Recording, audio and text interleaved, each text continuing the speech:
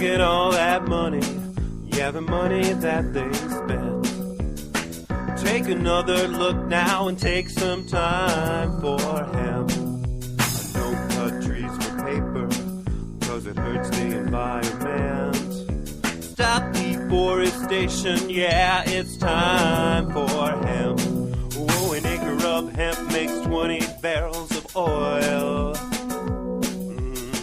No need for pesticides to poison all our soil. People got no food, they got no clothes, they got no rest. Right now, it's time for hemp. Thank you for taking time for hemp.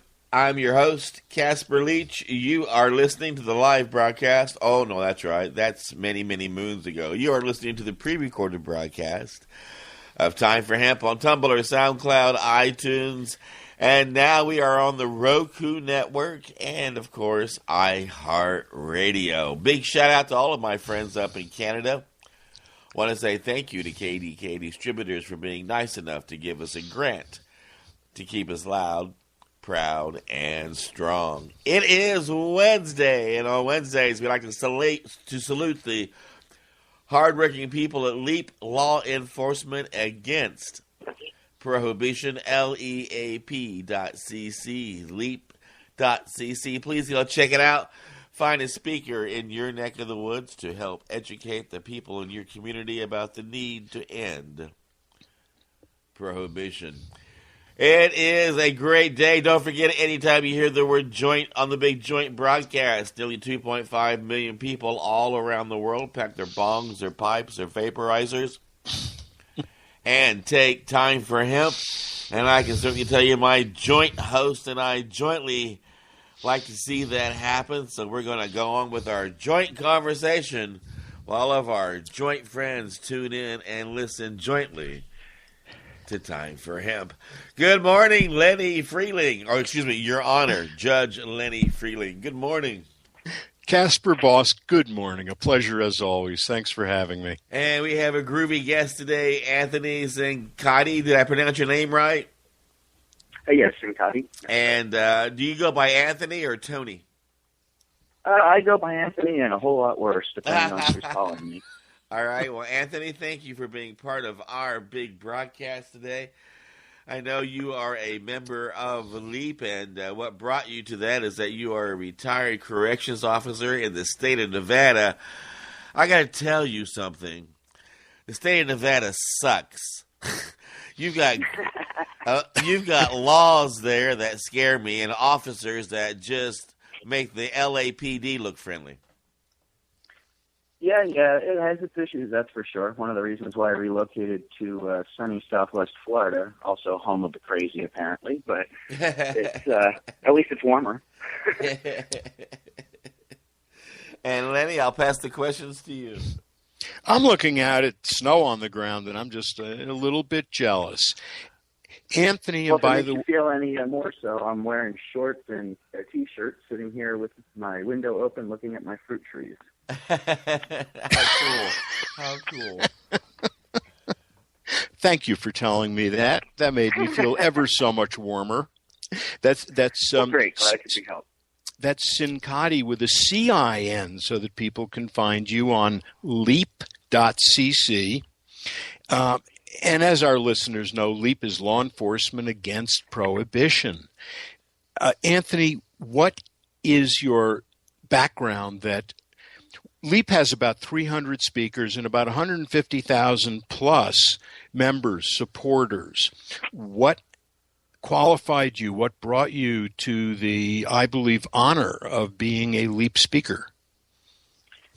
Well, I mean, if we went back all the way to the initial origins, it would probably be when I was working my first job as a dishwasher in a restaurant. And my lead chef, who was this big, robust guy in his probably early 30s, like 240 pounds, just a big, healthy guy, developed cancer. This was in the mid-'80s when, there was no medical marijuana anywhere.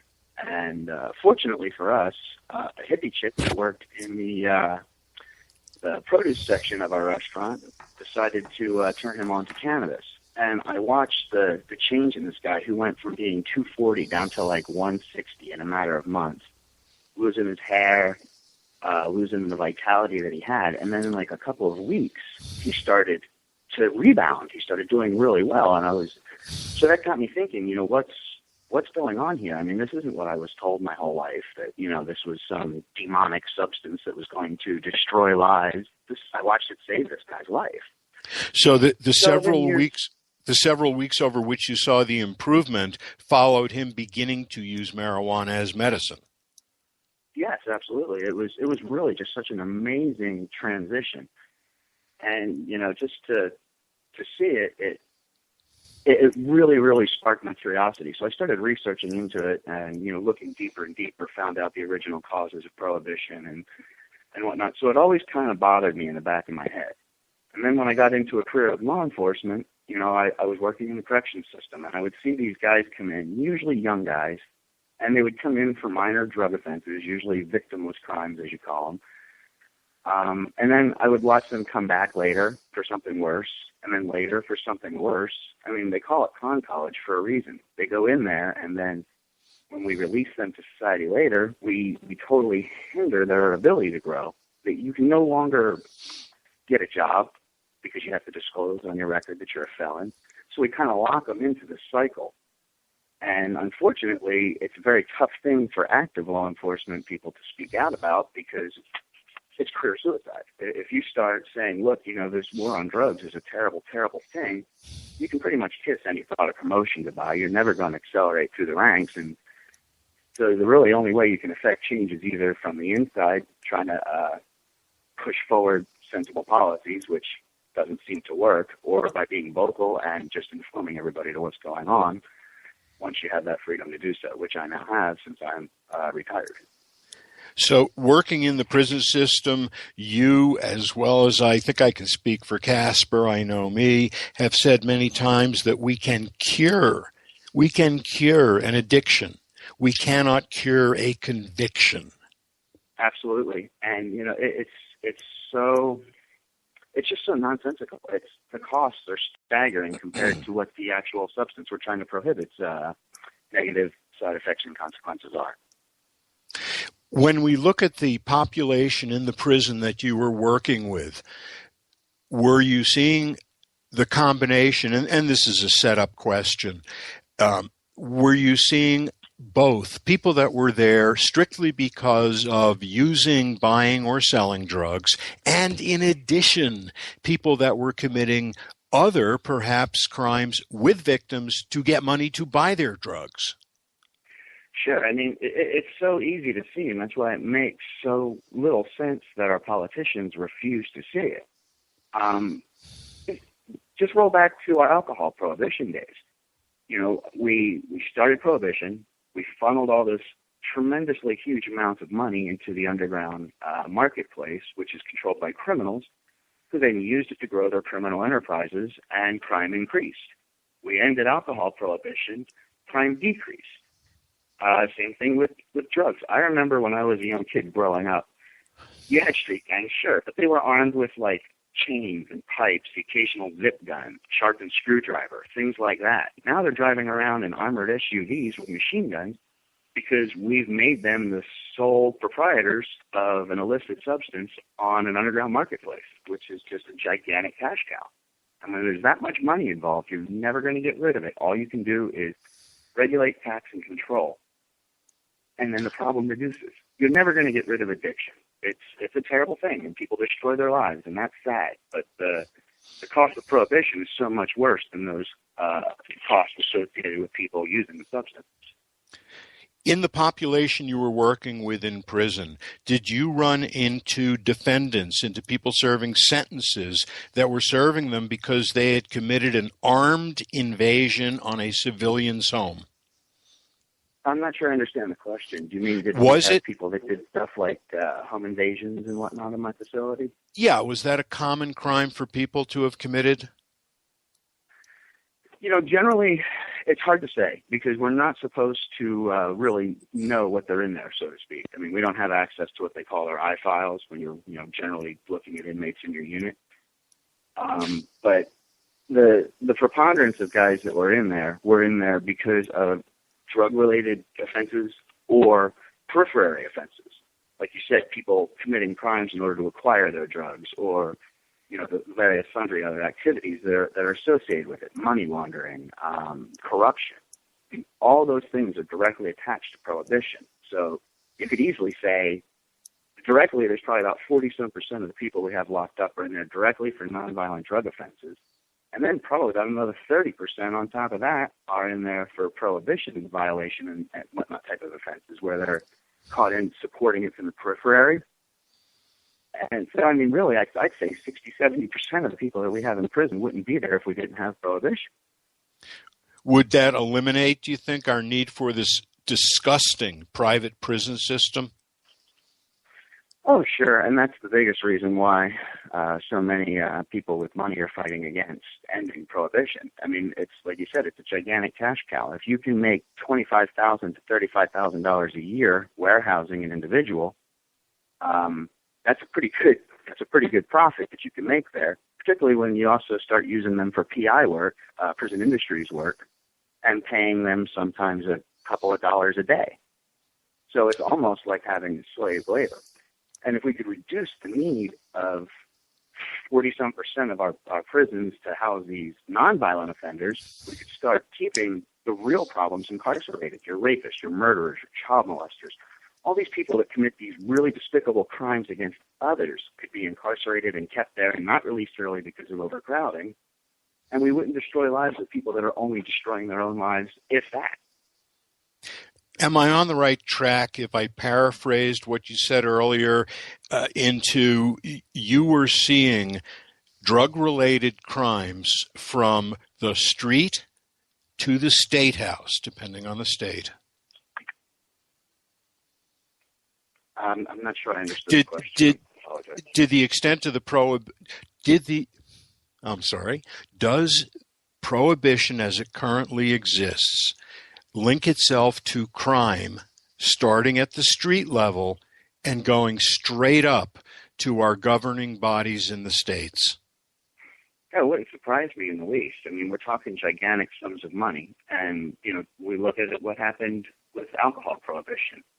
All these politicians were on the take from the gangsters because there was just so much money. And when you have that much money, people can be corrupted.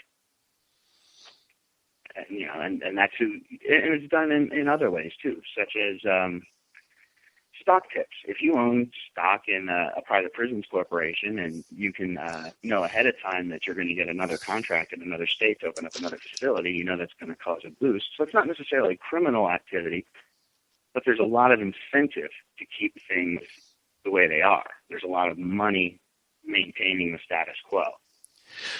So the issues that we talk about, for example, with our friends to the south in Mexico, where we talk about the cartels literally taking over towns and running them, were you seeing the beginnings of that in the United States also because of the dollar incentive or whatever incentive might also exist? Well, I mean, you can kind of see it, I suppose, if you look at the fact that the big organized gangs that are in the cities are almost always funded by drug money. And if those illegal underground marketplaces weren't there, they wouldn't have all that money. It would reduce their ability to further grow. I mean, they're like a business, but they're a business that doesn't follow any laws or rules.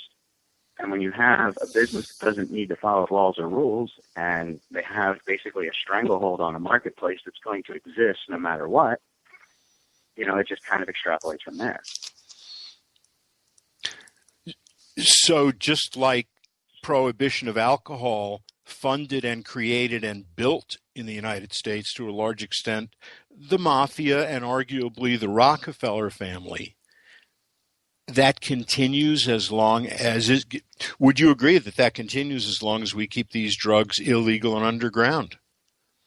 Oh yeah, absolutely. I mean, like I was saying before, there's a lot of people whose livelihoods are dependent upon maintaining prohibition.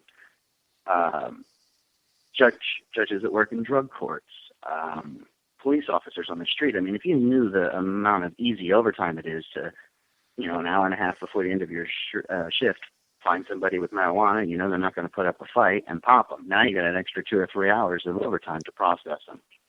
Do all your paperwork and book them. And so it's like, I've heard officers all the time saying stuff to the effect of, man, I hope they never end the war on drugs. I need the overtime.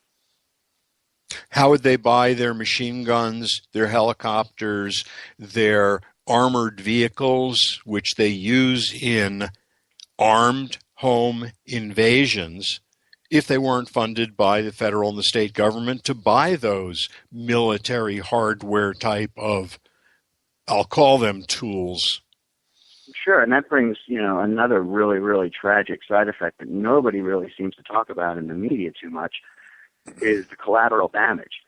Barely a month goes by where I don't read an article about a home invasion gone wrong, where a baby gets its face blown off by a flashbang grenade, or a pastor gets shot stopping at an ATM because he sees 2 guys running at him with guns and jumps in his car and tries to drive away, not knowing that they're undercover officers that never identified themselves.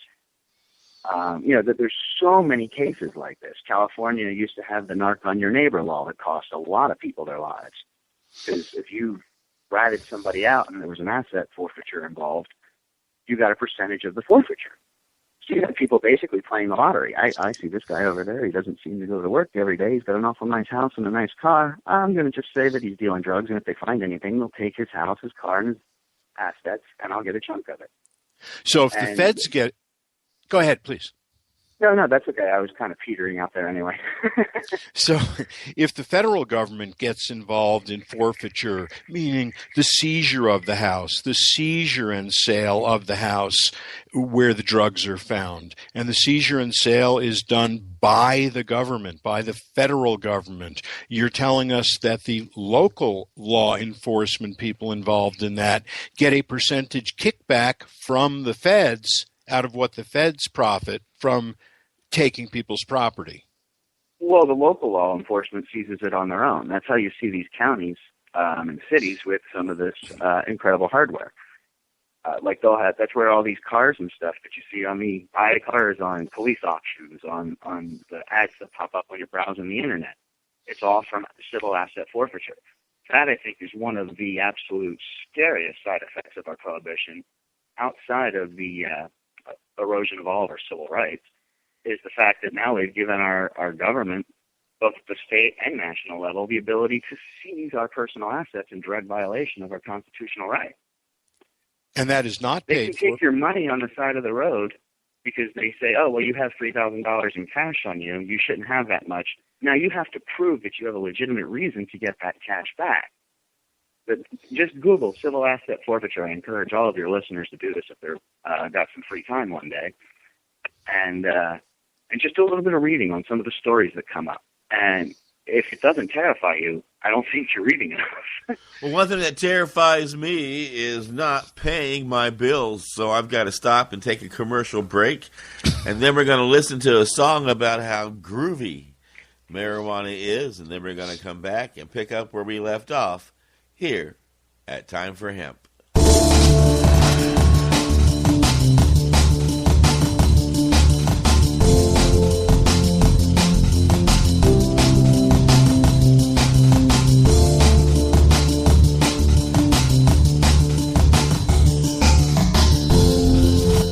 You are listening to the Time for Hemp Global Broadcasting Network.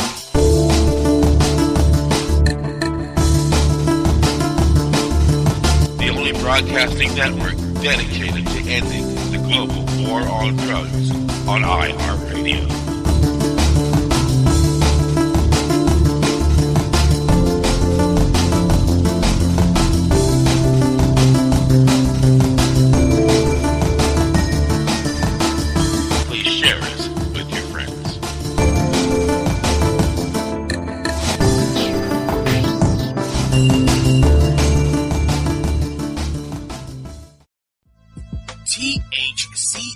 Medical clinics are the premier physicians clinic in the United States. THCF has offices all across the United States from Hawaii to Michigan. THCF Medical Clinics has helped approximately 150,000 patients obtain their medical marijuana permits to legally possess, grow and use medical marijuana. If you have chronic pain, multiple sclerosis, or any other neurological degenerative disease, or if you have any gastrointestinal disorders such as GERD, irritable bowel syndrome, or if you have AIDS, cancer, spastic disorders, seizure disorders, or glaucoma, call us at 1-800-723-0188 or visit us online at hemp.org. Again, the number is 1-800-723-0188 and the site is hemp.org.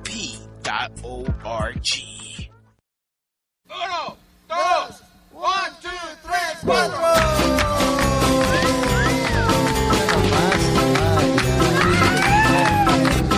Right to the point and roll me a joint, the marijuana polka.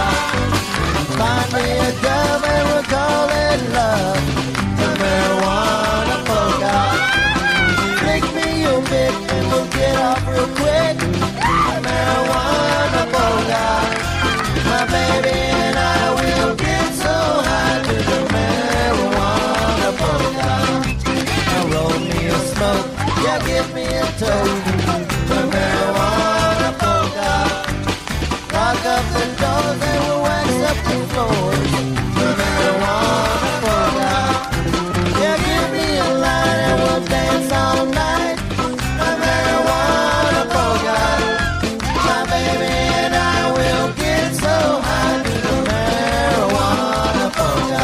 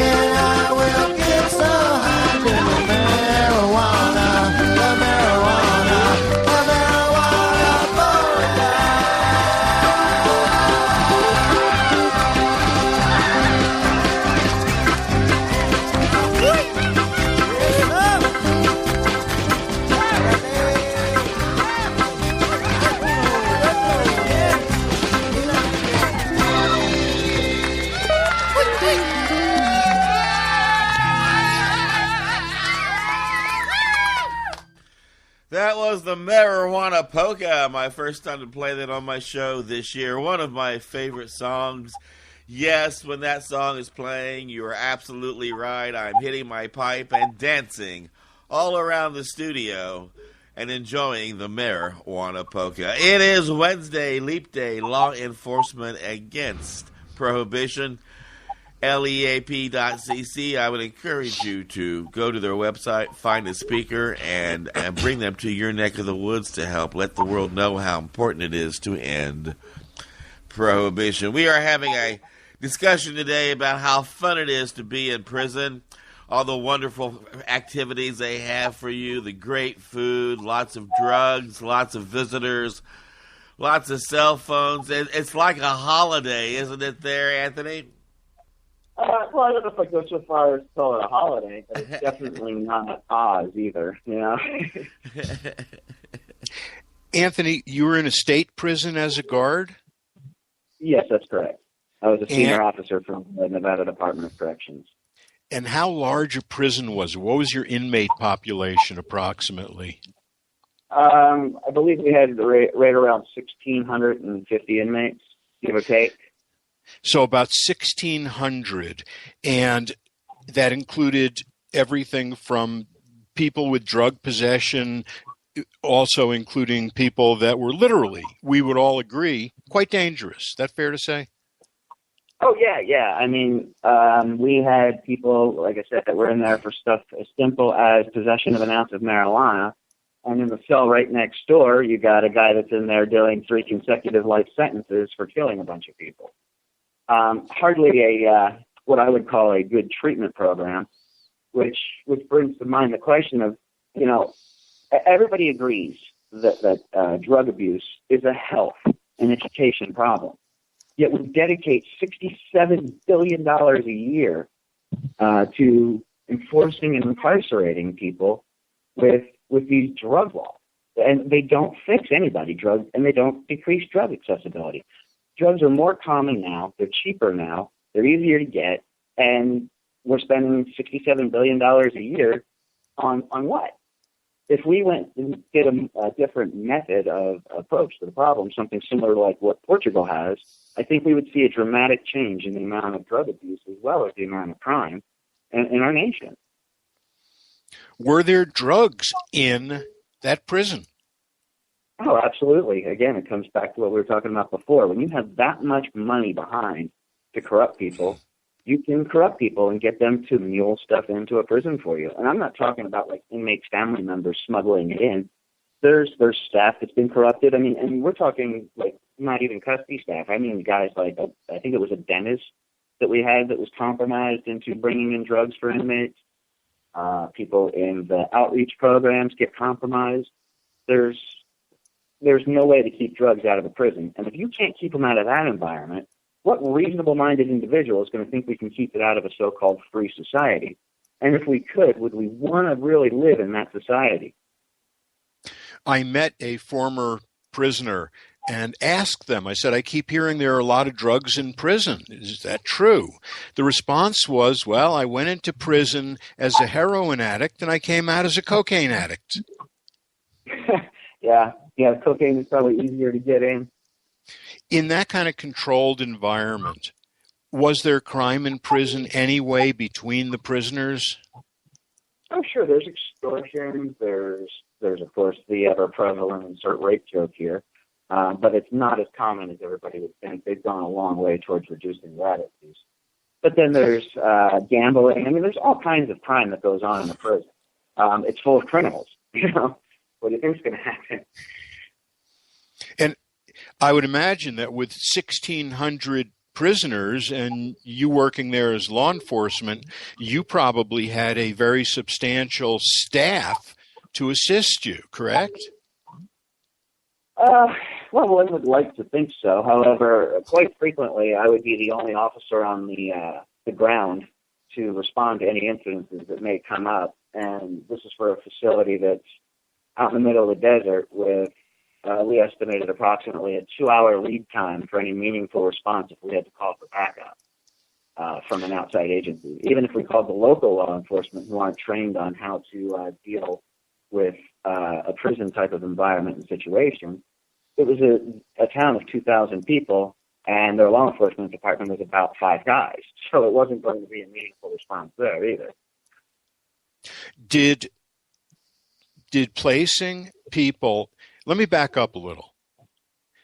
Gangs are involved in dealing drugs, correct? Correct. It's an whenever you have that much money involved, an organization grows around the distribution of the product. It's just a natural capitalistic event that happens. When there's a market, capitalism will fulfill the market's requirements. And they are more ruthless and willing to do what's necessary to control the market. And you can't, if Bob the pot seller, who is just your average friendly hippie guy and wants to sell weed to somebody, all of a sudden has La Emmy or the Mexican Mafia move in and decide he's going to take his clients away, what's Bob going to do? He's either going to go away or he's going to fight them. He can't go to the courts because they're criminals involved in a criminal activity. So that just leads to the only possible resolution, which is violence. However, when you look at alcohol, which we now control and used to have violence associated with its sale and distribution, now if Jack Daniels and Jim Beam have a beef over who's going to sell in a particular market, they don't go to the mattresses, they go to the courts. When at least a significant number of people that were in your population were tied with gangs on the outside, once we put them in prison, did separating them from their street buddies, from their street gangs, from their more extensive cartel gangs, when we separated them from those gangs, did we succeed in separating them from gangs and breaking those gang affiliations? Oh, no, absolutely not. If anything, what we basically did was move them to a college campus for recruitment. You would have guys, some of these guys would deliberately go and pick up a sentence that would get them a year or two because it would be sent in by the bosses to go in and recruit new members. And they knew that when these people are in there, they can recruit them because when they come out, what other options do they have? We've branded them felons. You can go into prison for raping or killing somebody. You can come out and you can put your life back together somewhat. You can still get federal subsidies and whatnot for student loans and all that stuff. But if you go in for a drug possession charge or some type of drug thief, you can't get a federal student loan anymore for college. How does that make sense? It's self-defeating. If you want to fix people, you have to give them an option to improve. You can't just lock them up and then let them out and say, okay, now you're regulated to second-class citizenship for the rest of your life and not expect to have a certain percentage of them rebel. Did I hear you correctly? I believe I did, that the prisons are being used as a place to recruit future members of gangs. Yeah, absolutely. Yeah, absolutely. I mean, think about it. It's a confined location full of people that already have a criminal mindset for the most part, and you're in there with them for a year or two. You can offer them protection inside, which gets them to join because they're scared. And then when they get out, now you're already in. Once you're in, it's not like, joining the Elks Lodge. You can't just suddenly decide, okay, I don't want to be an elk anymore. You're in or you're out for good. The whole blood in, blood out thing. Now, to state what might be the obvious, is it fair for me to say that by releasing these people with a felony conviction that we've limited their legal options on release? Well, sure, and they can't even effectively, not only can they not get, like I said, education, they can't get good jobs because they have a felony conviction on their record that they forever have to disclose. They can't even go and try to fix any of the stuff at the ballot box because we take away their right to vote. So, there's so many rights that are lost and absolutely no gain to be had. We've achieved nothing with this war on drugs except countless destroyed lives and wasted treasure. So when we label them as drug criminals, it's a self-fulfilling prophecy. We're also pushing them into being ongoing drug dealers inside the joint and outside. True. And, I don't know. There's smarter people than me out there that have talked about this left and right, and yet we can't seem to get any real meaningful response from a lot of people. But what does give me encouragement is now the Colorado and Washington have really, really fulfilled their role as the melting pots for democracy and law by taking the bold step of ending marijuana prohibition. And it showed that the sky did not fall. Just eliminating that one substance out of the myriad number that we have prohibited, increase the state's coffers, decrease the crime, and none of the sky is falling predictions that its naysayers propounded were going to happen are showing any indication whatsoever of even being on the horizon. So I think that with the example that we have from those two states, more states are going to follow. Other states need money, and they're going to see the windfall coming in, and they're going to see the lack of real harm, and that's going to undermine all of the drug warriors' false claims. But it's going to take a long time. As a LEAP speaker, am I right in guessing that you also have told many people that one of our expectation is we will reduce the income of the cartels by legalizing and regulating drugs? Sure, absolutely. There was already talk in the cartels about moving into other areas than marijuana. You'll probably start to see a decrease in the Mexican brickweed supply and an increase in other harder drugs because Colorado and Washington have already severely hindered their ability, as well as the medical marijuana laws in what is it, 20-some other states? 24 states right now, one way or another. Yeah, and that's really hindered their profits in the cannabis side of things. However, it's not going to ultimately destroy them. It'll just maybe weaken them an insignificant amount, possibly, or possibly even a minor amount. But until we end all prohibition, it's not going to end the cartel's rule in Mexico. I did read for the first time about less than a month ago that the wholesale price of pot coming up from Mexico with the cartels has dropped to 1/2 of what it was before we had 24 states on board and many others on board. Sure, and the quality's gone up. So, that's always a good thing. I mean, not necessarily from the Mexican stuff, but in states where it's not legal even, they're seeing a big difference in the stuff that's available on the streets now than the stuff that was available on the streets when I was a kid. Basically, all we had was the brown Trown, And I think anyone that smokes pot, that vaporizes pot, I imagine they must share my experience where if the pot is crappy, maybe you smoke a whole joint. And if the pot is really fine, excellent product, maybe you smoke 1 or 2 hits. Right, and that was the thing I was bringing up with, I've been involved in a lot of the debates and whatnot down here in Florida over the medical marijuana initiative that we had in the 2014 ballot and leading up to the one that we're going to put forward in the 2016.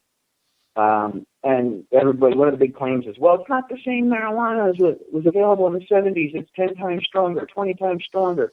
And I'm like, right, it should make you happy because people will smoke less of it. It's not like there's a point of diminishing return. Nobody is going to smoke that smokes, say, a whole joint of crappy brickweed is going to smoke a whole joint of 2-hit or quitter. They're going to take, like you said, 1 or 2 puffs and put it down and come back later. So ultimately, even if there was any health effects involved, they're reducing it because they're smoking less and still getting the same amount of substance that they require. It's the difference between drinking a beer and drinking a shot. You're not going to drink 16 ounces of Jack Daniels, but you'll drink a 16-ounce beer in 20 minutes with no problem. I know what I think I'm seeing with newspaper hysteria. The newspapers will report that the concentrates, whether it's hashish, wax, dab, whatever the extract is that concentrates the THC, they'll mention that it might be 30 or 40 times stronger. They forget to mention that nobody smokes half a joint of a concentrate. Instead of 2 grams of dabs. So we're talking about, I think it's fair to say, we're talking about half a match head instead of half a joint. Right. And that's the thing that I keep trying to bring up, the beer versus whiskey analogy, because it's pretty apt. You can drink 2 or 3 16-ounce beers in an hour and be fine. But if you drank that same equivalent in whiskey, you wouldn't be. And it's the same thing with cannabis, but with one subtle exception. If you drank that 32 to 48 ounces of alcohol, you're going to be sick. You're going to have alcohol poisoning. You're going to have all these other issues. You're going to potentially be belligerent and annoy everybody that likes you. Or if you did try to take such a heroic measure of smoking half a joint's worth of dabs, you're going to go to sleep. And then you're going to wake up, and you might have a little bit of a slightly groggy feeling for the next couple of hours the next day. Well, I need to jump in here, but usually my idea of somebody who's belligerent and annoys the people around them who like them, we usually call them politicians. Right, no doubt. Well, we're going to take a commercial break and pay our bills, and then we're going to come back and to pick up where we left off here at Time for Hemp.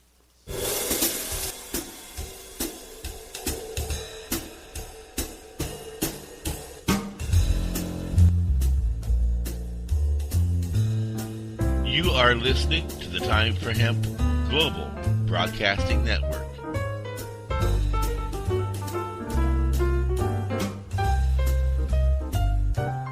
Please share us with your friends.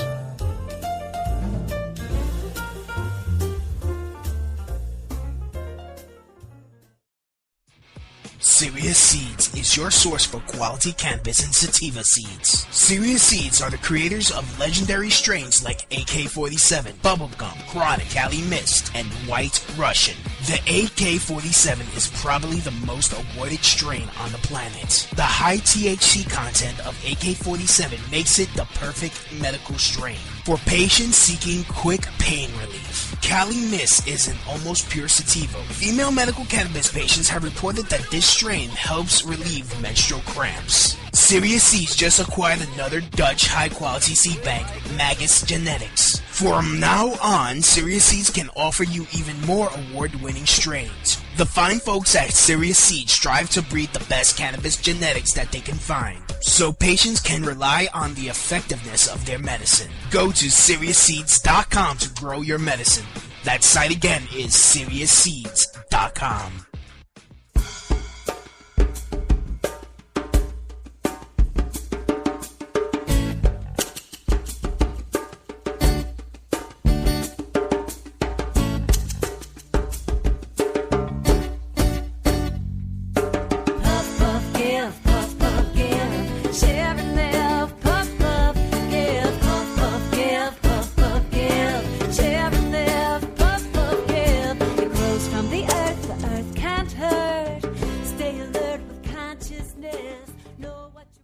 Yes, stay alert with consciousness. That's what we ask. Be responsible. And that's why we also say ain't nobody's business if you do. Because if you're responsible and you take care of your own business, there is no reason for these insane policies on the books. Big salute to Leap Day today, law enforcement against a prohibition. We have Judge Lenny Frieling on today as our joint host, and of course, as our joint guest today, we have Anthony Cincotti, who is a former member of the correctional officer community, and I can certainly tell you every correctional officer I have ever met is the kind of person that is rough, tough, and would never break a law, and so I can only assume, Anthony, when you discovered medical marijuana, it must have been kind of a paradox for you, huh? Yeah, actually, it was a bit of a, I don't know, almost a mental hiccup it gave me. I had an injury to my spinal cord while working for the Department of Corrections, and it was it was an actual tear in the cord itself, not like bone damage or something like that. And what it ended up doing was causing massive spasms throughout my mid-thoracic region, my shoulder, my chest. It was exactly like if you've ever had a Charlie horse or a cramp in the arch of your foot or the back of your leg, where that muscle hurts so bad, and if you move at all, it kills you. That was my entire existence for a year and a half, and it was my rib cage, so I couldn't not breathe. I was in so much pain. I was literally confined to a couch or a bed for about 14 months. I was taking so many pharmaceutical drugs. 14 total. 20 milligrams of oxycodone every 4 hours, Dilaudid, morphine for breakthrough pain. antispasmatics, anti-seizure medications, and then medications to let me not throw all of those up, medications to keep my internal systems moving so I could go to the bathroom, because if anybody's ever been on opiates, will tell you, your body just stops processing stuff. So you're taking... Go ahead, please. Oh, and so I'm taking all of these medications, and I was still unable to even get up to use the restroom without my wife's assistance, which was a terribly difficult situation to come to grips with, because I was always a pretty, I don't want to say athletic, but I was a very active guy. I skied a lot. I would mountain bike. I would go out and do things. And now I was confined to a piece of furniture, and I was in misery. I actually started looking into flying to nations that allowed euthanasia at one point. It had gotten so bad. And I was visiting with a doctor one day, and he was looking over the list of medications that I was on. And he was also going over the lack of results that he was giving me, and he asked me if I would consider using medical marijuana, because Nevada had recently enacted it in a few years prior. And I had told him, well, considering what I do for a living, no, I haven't. It never even actually entered my head, even though I knew about it from previous experience with cancer people. And so he basically didn't pull any punches, and he just looked me in the eye and he said, look, there's not a doctor in the state that's ever going to sign off on a release to duty for you. You might as well give it a shot. You have no life. And so I did. I went home. First I went home. I talked to my wife about it. I talked to my mother. I called her up and said, look, this is what one of my doctors had said. What do you think? And they all said, yeah, you should go for it. So I did. And within about 6 weeks, I was out at the bar playing darts with some friends, one of which was our local chief of police. And it doesn't sound like a lot, but it was amazing. It was amazing after that long being confined. And it was all because of cannabis. And not only did cannabis allow me to do that, but then over a period of about the next 6 or 8 months, I weaned all of the other medications out of my diet, so to speak. I went from taking 14 pills to none in about a year and change. And the pills were... They were destroying me. They were destroying my liver. They were making me basically a foggy zombie that did nothing, and they did no benefit. And yet there is this simple herb that with a handful of seeds, some dirt, and some sunlight, I could produce in my backyard. And I live in a state now where if I try to do that, they could throw me in a cage. So I've never gotten so much as a speeding ticket in my life. And now I could literally be thrown in a cage for years because I want to treat myself with a homeopathic natural medication. And that replaced...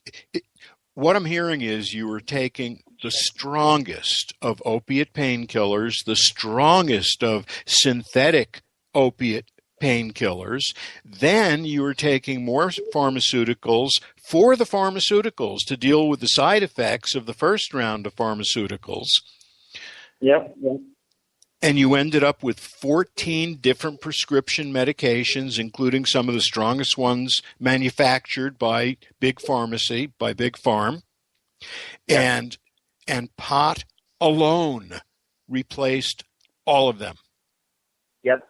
I take none right now. Now, I could occasionally benefit from some stronger pain medication for breakthrough pain, but mostly that's because of my inability to procure the particular strain that I found that treated my symptoms best. When I lived in Nevada, I was able to grow 7 plants, 4 immature and 3 mature, which allowed me to cycle through. I eventually found 2 strains that, when balanced together, mixed into like a blend, I would mix them together and vaporize them.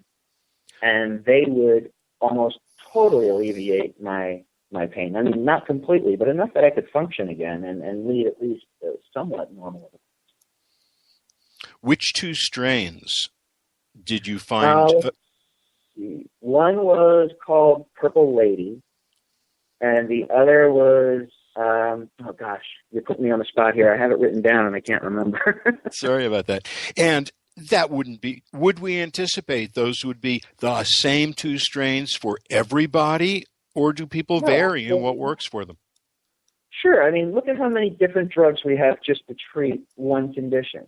If say, you have a blood sugar problem, there's 20 different pills out there that will treat the blood sugar problem based on your body's chemistry. Some work better than others for certain people.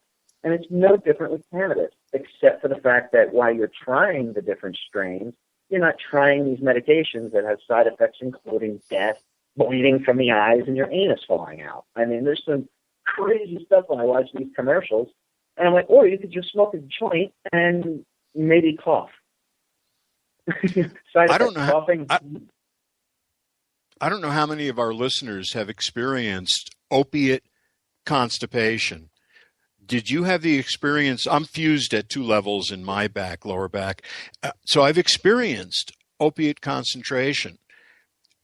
Is it your experience also that it's certainly one of the most painful things you've ever experienced was just the constipation?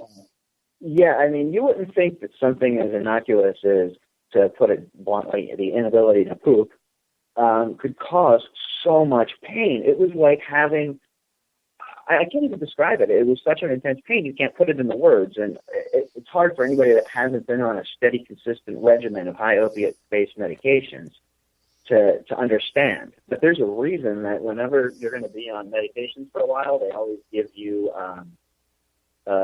stool softeners and things to help move things along. I can't remember the exact name of the drug that they was on, but it was on my list of 14. Well, I think our listeners can understand. We are down to the last 3 minutes, but the whole nation is in horrible pain because we can't get Congress to take a good, healthy shit. Right? So as long as Congress is constipated, the whole nation is doubled up and doubled over and just screaming in pain and wanting relief. But with that said, this will be a good time to put a spotlight on any activities and upcoming URL and events that you want people to be aware of. We'll go with our guest first. Tony? Anthony? I just encourage everybody to go to leap.cc and check out some of our videos, read some of the information that we have on our website, and if you're interested at all, become a member. It's free. It doesn't cost you anything. And if you happen to also be a member of the law enforcement community, either active duty or retired, I encourage you to look into becoming a speaker like I did. It's a great opportunity to get out there, and the only way we're going to affect any positive change is if we start doing this literally at the grassroots level.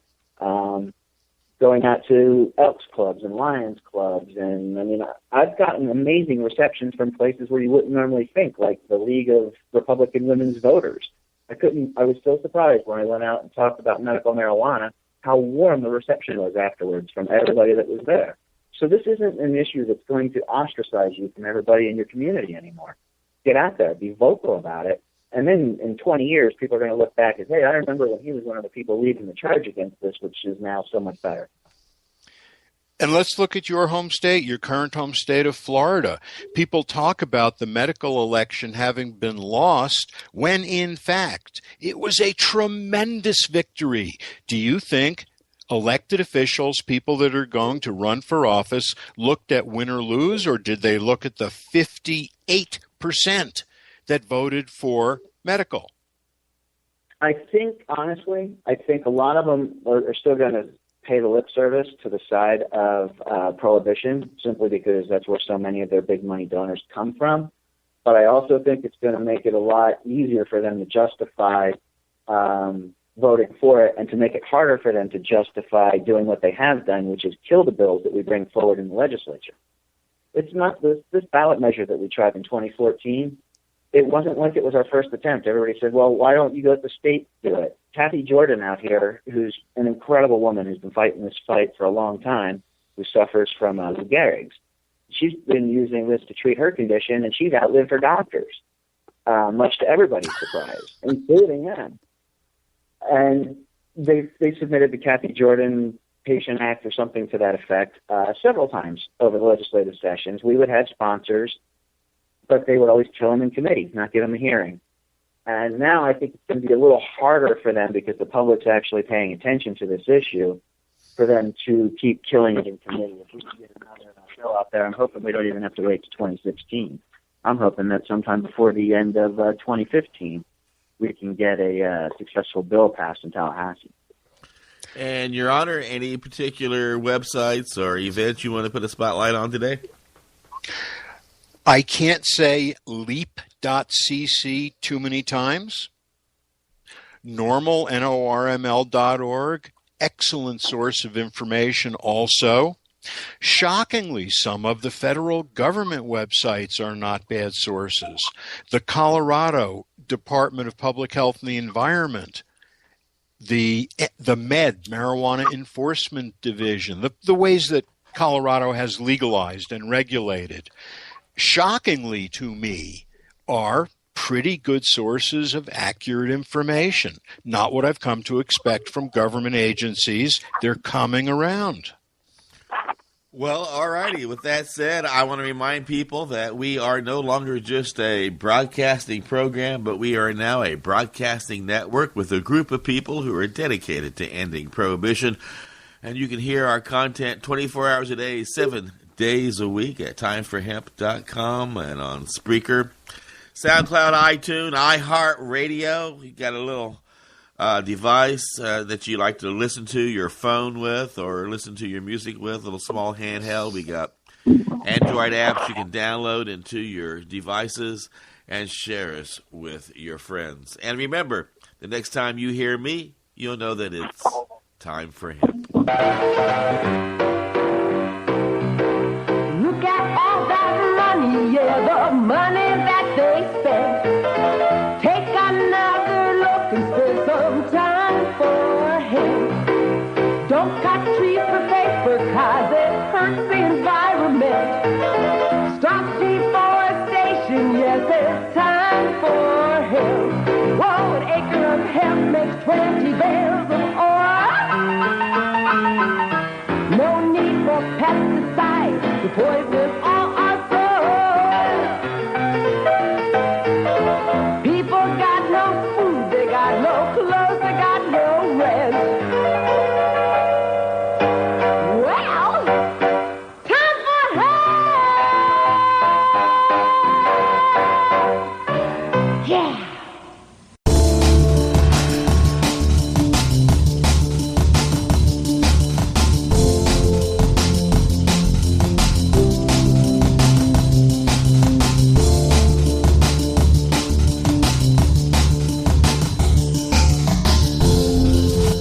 You are listening to the Time for Hemp Global Broadcasting Network.